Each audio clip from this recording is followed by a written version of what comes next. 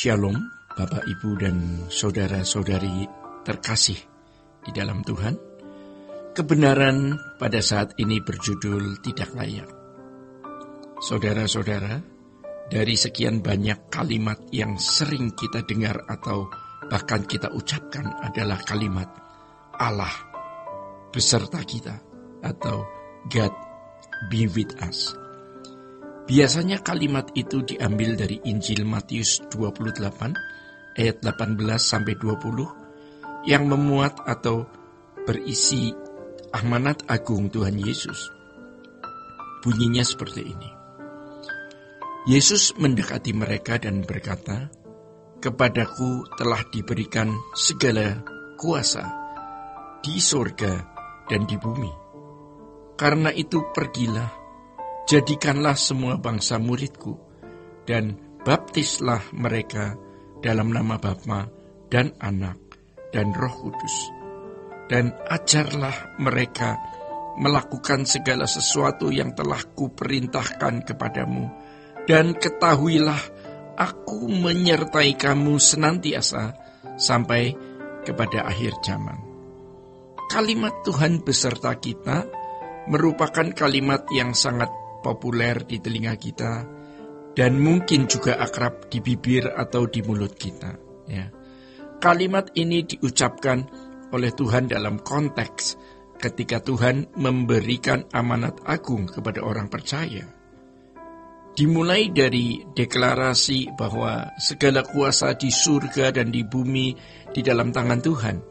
Bicara mengenai kuasa ini, jangan hanya dikaitkan dengan mukjizat, tetapi harus dikaitkan dengan kemampuan untuk menyelamatkan manusia. Jadi, Tuhan menyatakan bahwa Dia berkuasa untuk menyelamatkan manusia.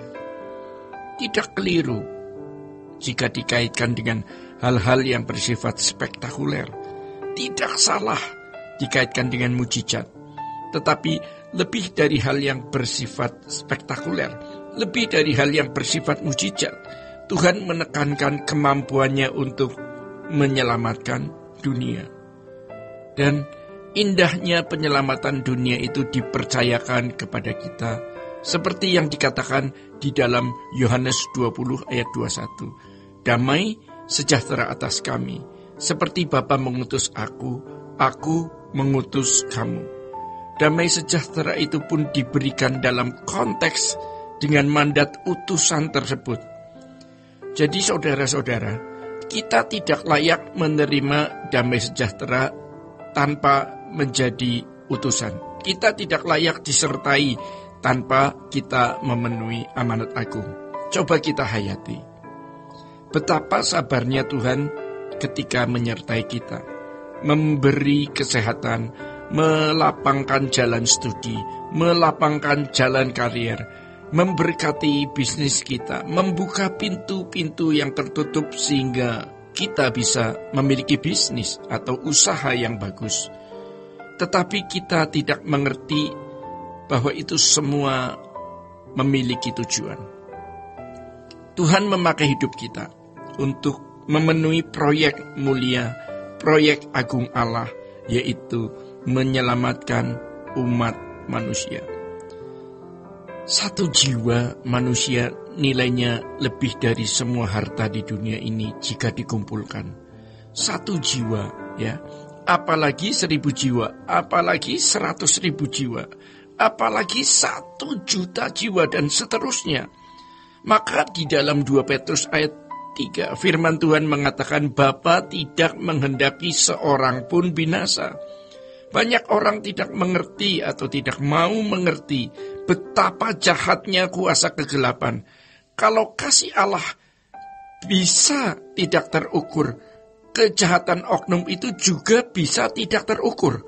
Dan kejahatan itu bisa dihayati ketika seseorang masuk ke dalam api kekal, terpisah dari Allah, yang dikalimatkan Tuhan Yesus dengan ratap tangis dan kertak gigi, api yang tidak padam, ulat yang tidak bisa mati, yang menunjukkan penderitaan yang tidak terperi, tidak terbayangkan. Jadi saudara-saudara, sama dengan kita. bisa menghayati lebih ketika kita ada di dalam kerajaan Bapa di surga, menyaksikan kemuliaan Allah, merasakan dan menikmati keindahan kerajaan surga, baru kita bisa mengerti betapa sayang Tuhan kepada kita. Bapa tidak menghendaki seorang pun binasa.